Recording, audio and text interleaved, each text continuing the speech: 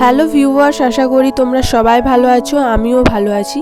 আজ তোমাদের সঙ্গে এমনই একটি রেসিপি শেয়ার করব, শীতের সন্ধে চা কফির সাথে একদমই জমে যাবে। খুব মুখরোচক মুচমুচে এই রেসিপি। আজ বানাবো ফুলকপির পকোড়া। তো যখন বানাবো তোমাদের সঙ্গে শেয়ার করব না তা হয় কখনো? তো চলো শুরু করা যাক আজকের এই ফুলকপির পকোড়া। পকোড়ার জন্য আমি কিছুটা ফুলকপি নিয়ে ছোট ছোট টুকরো করে কেটে নিস লবণ জল দিয়ে সেদ্ধ করতে দিয়ে দিয়েছি। হালকা সেদ্ধ হয়ে আসলে ফুলকপিগুলোকে নামিয়ে একটি ব্যাটার রেডি করে নিচ্ছি। ব্যাটারের জন্য কিছুটা বেসন, কর্নফ্লাওয়ার, স্বাদ মতো লবণ, লঙ্কার গুঁড়ো, জিরে গুঁড়ো আর পরিমাণ মতো জল দিয়ে একটা ব্যাটার রেডি করে নেব। একটু খেয়াল রাখবে ব্যাটারটা যেন ঘন থাকে, পাতলা একদমই যেন না হয়ে যায়। আমি ব্যাটারটা রেডি করে নিচ্ছি অল্প অল্প জল দিয়ে।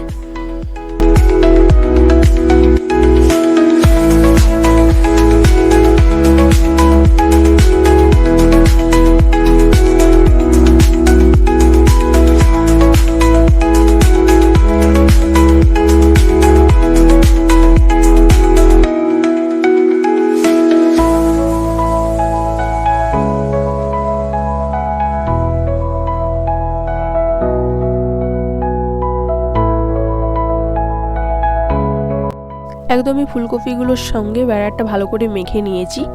এরপর কড়াইয়ে কিছুটা সাদা তেল গরম হয়ে আসলে এক এক করে ফুলকপির পকোড়াগুলোকে ভেজে নেব। একদম কম আঁচের মধ্যে ফুলকপির পকোড়াগুলোকে ভাজতে হবে। প্রচুর পরিমাণে আঁচ দিলে এই মুচমুচে ভাবটা আসবে না, একদম হালকা আঁচের মধ্যে ভাজতে হবে। এরকমভাবে আমি সব পকোড়াগুলোকে এক এক করে ভেজে নেব।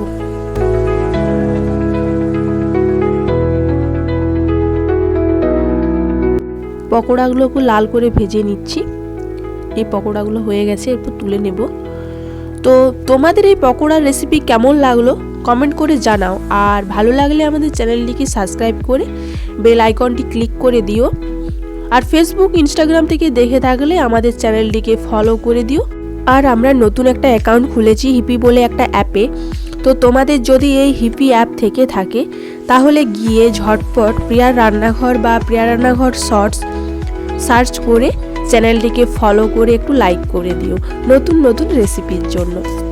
তোমরা অবশ্যই এই ফুলকপির পকোড়া কিন্তু বাড়িতে একবার ট্রাই করে দেখো, নিশ্চয়ই তোমাদেরও ভালো লাগবে। আমাদের তো বাড়ির সবারই পছন্দ হয়েছে ফুলকপির পকোড়া, বাড়িতে তো এখন বলছে প্রায় দিনেই বানাতে।